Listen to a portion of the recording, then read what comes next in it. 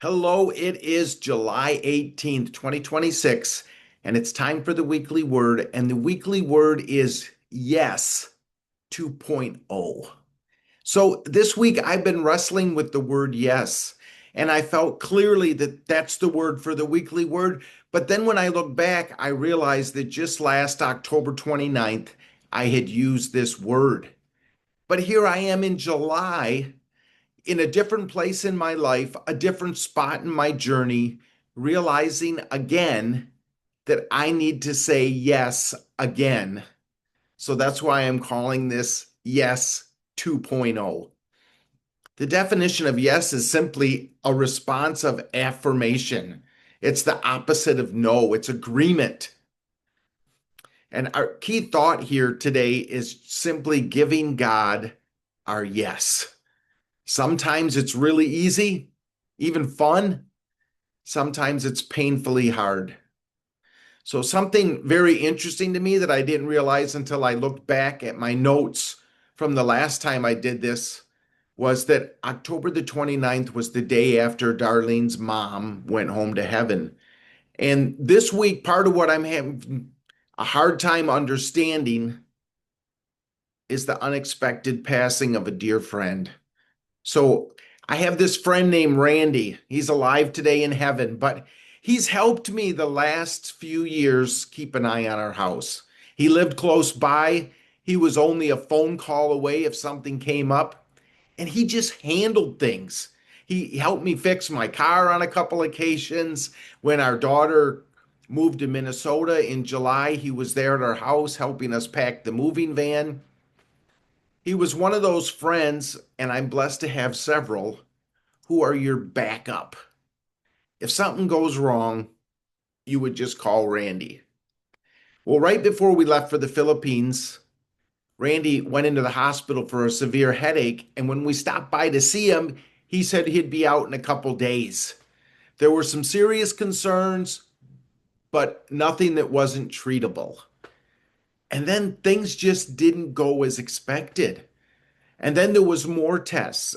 And then I got news that Randy wasn't doing so good and that we really needed to pray. And we really had been praying. And then this week, I got news that Randy had graduated to heaven. So I go to God and pray, Lord, what is this about? Because for me, it was another test of faith.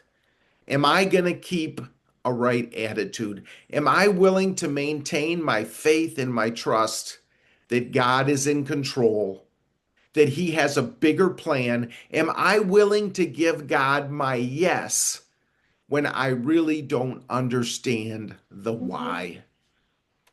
So, if I believe what I claim to believe, and I do, then I should be rejoicing that Randy's in a place far better than I can imagine and that he finished his race really strong. In October, again, looking back over my notes, I read, God is looking for our yes, but that doesn't mean that by saying yes, we hit the golden buzzer and glitter falls from the sky and all our problems are over and our dreams are instantly realized. So part of what I just struggled wrapping my mind around was that Randy was stepping into some new greater areas of service and men's ministry. He was impacting more and more lives. He was just like on the verge of stepping into more than he ever had it from my perspective. And again, I asked God about this because I was believing that Randy was going to be fine because he had so much just ahead of him. And the answer I got for me was he gave me his yes, and that was enough. God saw his willingness and it pleased him. So in October's yes, our key scripture was Matthew 21:28 to 31, the parable of the two sons. What do you think? A man had two sons. He went to the first and said, Son, go and work in the vineyard today. And he answered, I will not. But afterwards he changed his mind and went. And he went to the other son and said the same.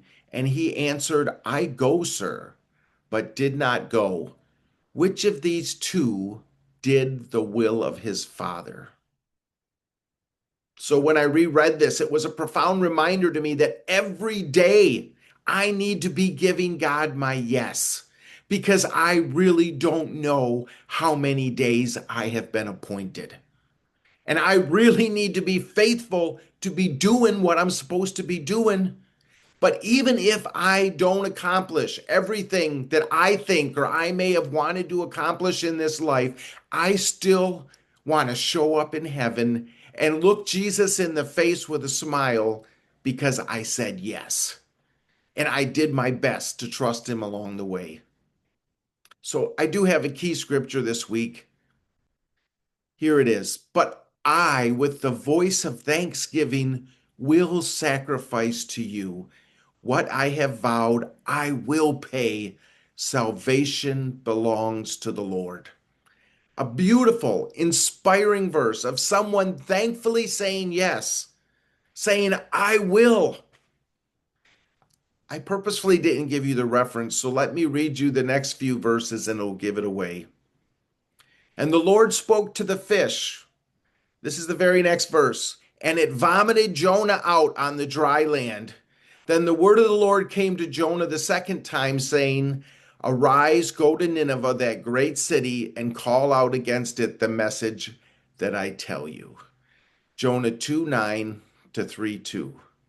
So, what got me about this verse is that out of context, it's so flowery, and you'd have no idea that really this is Jonah talking from the belly of the whale. Really, Jonah had said to God, not just no, but no way. And he backed it up with his actions. He'd been unable to give God his yes. I've grown up thinking that I'm smarter and wiser and more obedient than Jonah. But the reality is often I have been no different at all.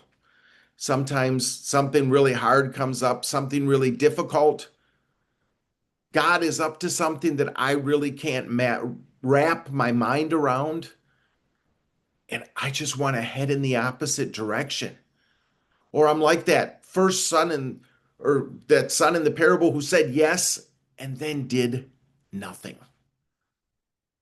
So today in Yes 2.0, I'm challenged again because I needed the reminder to daily give God my yes in the tough things as well as the fun things. I'm reminded again of Hebrews 11:39 and 40, that chapter on the heroes of faith, and I like how the New Living Translation words it. All these people earned a good reputation because of their faith, yet none of them received all that God had promised, for God had something better in mind for us, so that they would not reach perfection without us. I am reminded that God's plans are better than mine. I'm reminded that I need to keep giving God my yes because his promises reach beyond this life and they reach to future generations. I'm reminded that even if there's areas in our lives where we've said no, that the story of Jonah and the parable of the two sons teach us that even if we've refused in the past, we can say yes and do the right thing starting today. I've used this quote from my grandmother before, and I'll say it again. Only one life will soon be passed, and only what's done for Christ will last. So no one knows how much time we have left, but we have today. So today, let's keep giving God our yes. God bless you. Have a wonderful week.